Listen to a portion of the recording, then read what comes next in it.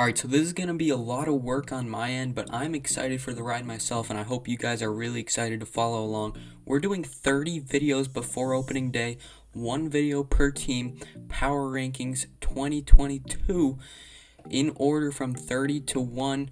As the videos come out before opening day, I'm going to talk about every single team in the league.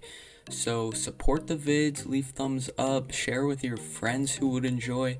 We're getting started right here tonight with the Baltimore Orioles, my number 30 team in baseball for the 2022 season. I have the Orioles going 56-106 this season.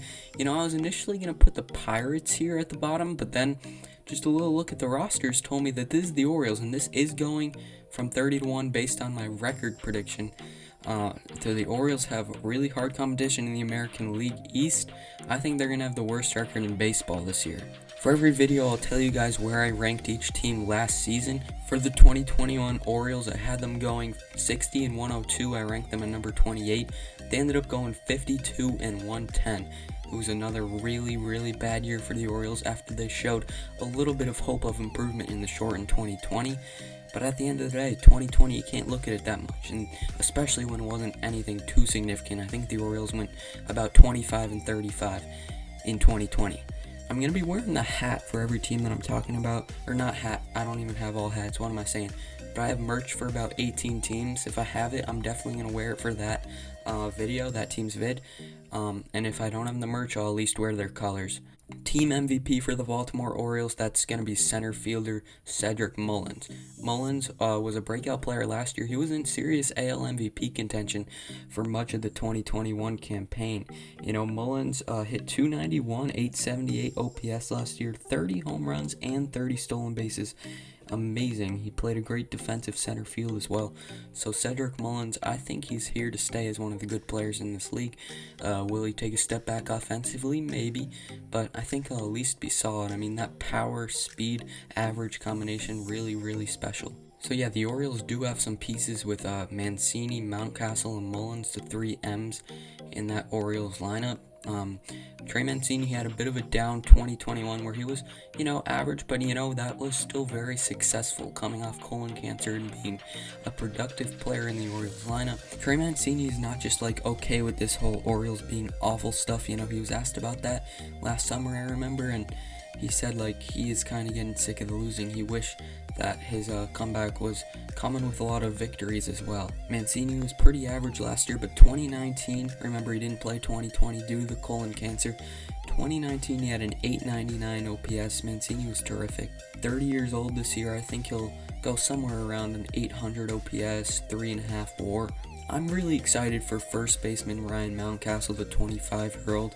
He was really good when he broke in 2020. For 35 games, he had a 333 average and an 876 OPS, 5 home runs along the way. In 2021, he regressed average-wise all the way down from 333 to 255, but his power was really good with 33 home runs.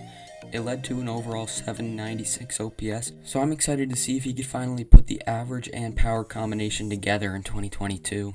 At just 25 years old, I'm really excited that Ryan Mountcastle will be one of the good first basemen in this league for a while. Anthony Santander is another mentionable player on this Orioles offense. He's the right fielder. He was above average, good player in 2019, really good in 2020 in the shortened year, but in 2021 he did fall to below average, so I'm really excited to see whether that was just a little 2-year fluke a couple of years ago for Santander, or is he a legitimate player in this league? I've always been a Santander fan. Austin Hayes is competent over in left field. He had a 769 OPS that last year with 24 home runs. Austin Hayes, he's alright.